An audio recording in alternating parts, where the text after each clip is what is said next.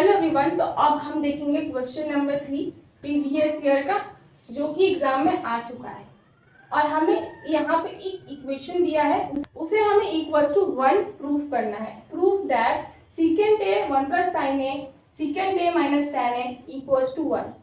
तो जैसा कि आप नोटिस कर पा रहे हैं, सीकेंट ए क्या होता है? कॉस ए का रेसिप्रोकल। यहाँ पर साइन ए दिया हुआ है, सीकेंट ए फिक्स आ गया। फिर टेन ए क्या होता है? Sine a divided by cos a. मतलब यहाँ पर साइन और कॉस के फॉर्म में अगर हम पूरे इक्वेशन को लिखे तो इजीली सॉल्व हो जाएगा ये वाला क्वेश्चन। तो चलिए करते हैं। पहले 1 डिवाइडेड बाई कॉस ए लिखेंगे सीकेंट ए को, और इसे लिखेंगे 1 प्लस साइन ए। साइन और कॉस के फॉर्म में चेंज कर रहे हैं हम इस पूरे क्वेश्चन को, ठीक है। फिर लिखेंगे 1 divided by cos a minus sine a divided by cos a. तो इसको हम एक साथ लिखते हैं 1 plus sine a divided by cos a. Since यहाँ पर डिनोमिनेटर सेम है दोनों का, हम क्लब कर लेंगे दोनों टर्म को एक साथ।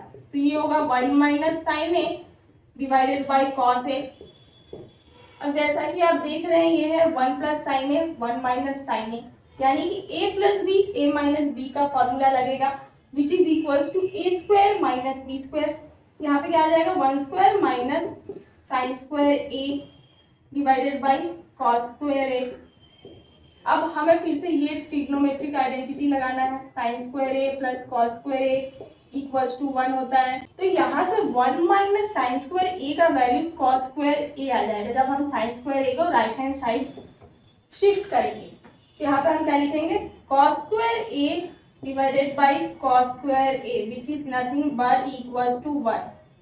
Hence proof left hand side equals to right hand side.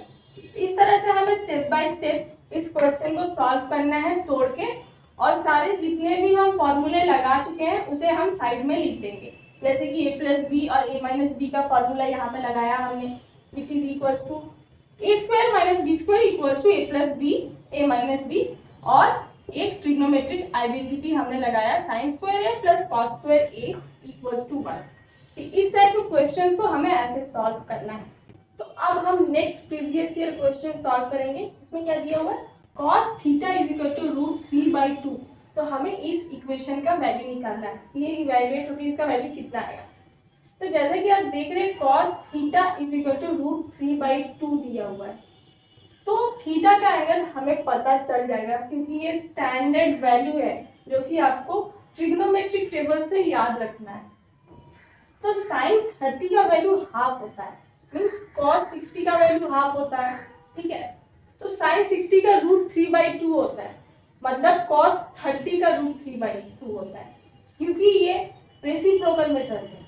तो यहाँ पे थीटा का वैल्यू और कुछ नहीं है, 30 डिग्री है, क्योंकि cos 30 का ही वैल्यू √3/2 होता है। तो इस वैल्यू को आप डायरेक्ट इस इक्वेशन में पुट करेंगे तो आपको वैल्यू आ जाएगा। इम्प्लाइज दैट इसको हम कोसेक थीटा को 1/sin थीटा लिख सकते हैं, और सेक थीटा को 1/cos थीटा लिख सकते हैं। तो इससे ज़्यादा जल्दी आप सॉल्व कर पाएंगे। यहाँ पे लिखते हैं 1 divided by sine square 30 minus 1 divided by cos square 30 1 divided by sine square 30 plus 1 divided by cos square 30। तो साइन 30 का वैल्यू हाफ होता है, हाफ का स्क्वायर करेंगे तो 1/4 हो जाएगा। उसे न्यूमरेटर में हम भेज देंगे तो 4 हो जाएगा। इसको लास्ट में हम वो लिख देंगे माइनस कॉस 30 और साइन 60 का वैल्यू सेम होता है। साइन 60 का वैल्यू कितना होता है? √3/2। तो √3/2 का स्क्वायर यानी 2/√3 का स्क्वायर आ जाएगा। फिर नीचे भी ऐसे ही सेम 4 प्लस 2/√3 का होल स्क्वायर। अब हमें इसे सॉल्व करना है और अपना आंसर निकालना है। ये होगा 4/3, 4 प्लस 4/3।